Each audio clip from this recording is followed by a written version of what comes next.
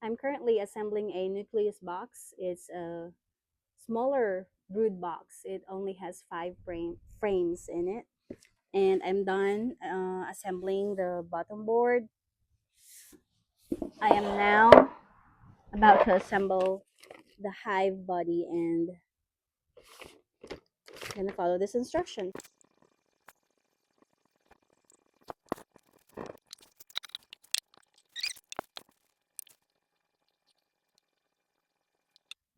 All right, all done. This is my second nucleus box for today. So this is the bottom board. You put the body on top of the board. Okay, I already have an entrance reducer here.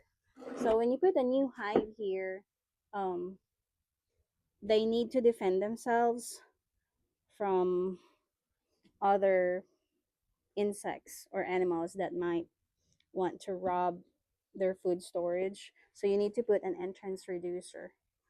Um, but later on, when they're strong enough and when the nectar flow is good, you can remove the entrance reducer. It's removable, and so they can have a better entrance coming and going.